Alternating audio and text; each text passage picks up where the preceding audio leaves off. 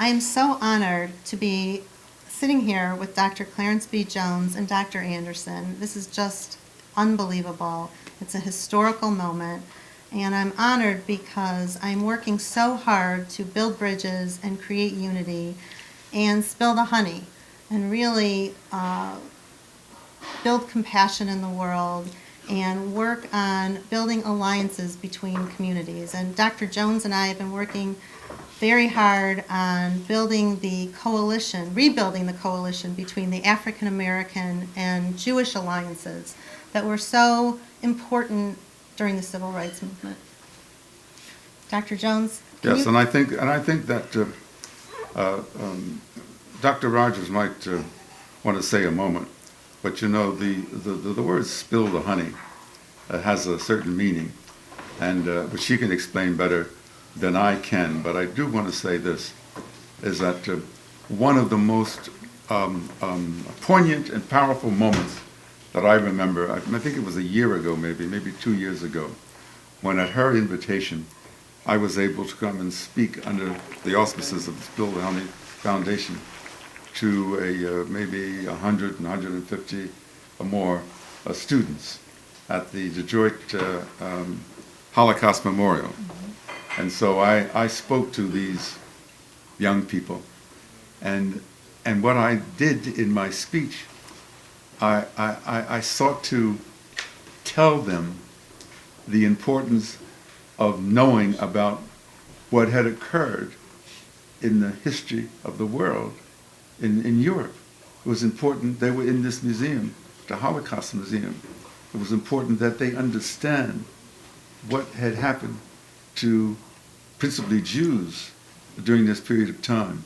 And recently, I was so touched when some of the footage from the Eisenhower, when Eisenhower was General of Europe, has just recently been released.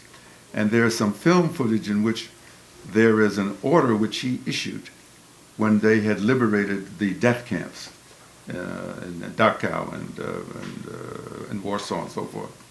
And he said that he ordered that that pictures be photographed, detailed photographs be made of everything that they saw. He wanted to be sure that they photographed everything meticulously, documented it on film.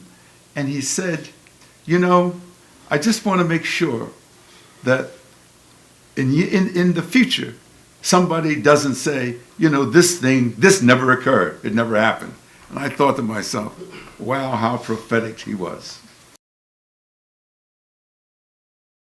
I had an opportunity to during the years that I had an opportunity to work as Dr. King's personal lawyer, he was arrested in Birmingham, Alabama in April of 1963, on April 12th, 1963, which was also Good Friday. And when he was arrested, some almost 1,000 people were also arrested with him, most of them being young people. And they were in jail, and their parents were very concerned about how long they would be in jail. They were putting pressure on the Southern Christian Leadership Conference on providing bail money to get their children out of jail. So when I went in to visit him, I went in to talk to him about how we're going to solve this urgent problem.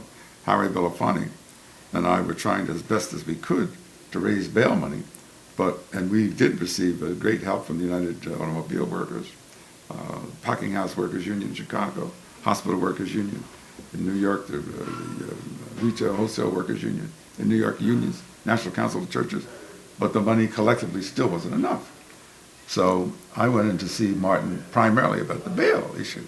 And when I went in to see him, now he had great respect for me and we were good friends, but he virtually dismissed me. It's like he wasn't paying attention to what I was saying. And I said, Martin, do you understand what I'm telling you?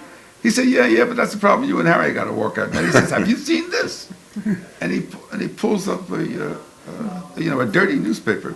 It was a full-page ad from the Birmingham Herald, and the full-page ad had been signed by 8 to 10 clergymen, white clergymen in Birmingham. And the substance of the ad said, in effect, thank you very much, Dr. King, but we, white people and Negroes in Birmingham, can solve our issues very well without you, okay? We have some issues. We are addressing them. We're working them through, all right? We don't need your help. You're an outside agitator. Go home and mind your own business, all right? Well, that upset him so that he literally didn't pay any attention to anything that I spoke to him about that. In fact, he said, when you go out, and so I said, what's that? And I saw that he had written on blank paper towels, on blank toilet paper, on blank spaces in dirty newspapers. And then he put it like pile 1, pile 2, pile 3. He says, you take this out and you give it to Wyatt Walker, who's executive director of the Southern Christian Leadership Conference, so he can arrange to get it typed. And when you come in to see me, you got to come back in as soon as you're able to come back in to see me.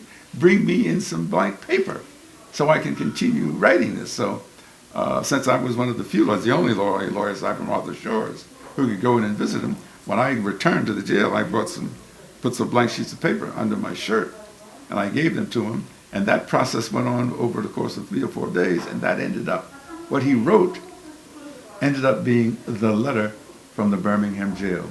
Now, in the letter from the Birmingham jail, which I consider to be the political social justice manifesto of the 20th century, he said many things. But one of the things that he said, he talked about the good people who will sit by silently in the face of evil. He also referenced, in fact, he said, had he been in Hitler Germany at the time that Hitler was persecuting the Jews, he probably would have been arrested because he would have come to the aid of his Jewish brothers, he said.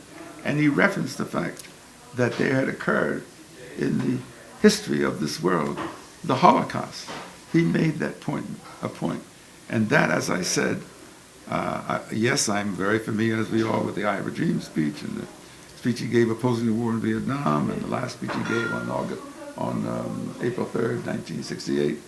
But in my opinion, the letter from the Birmingham jail was the definitive political social justice manifesto of the 20th century. That's what so moved me about that letter, was how many times Martin Luther King referenced the Holocaust to support what was wrong in America in terms of the civil rights movement. And I don't think a lot of people know how he actually used what was going on during the Holocaust in Germany and what was legal against the Jews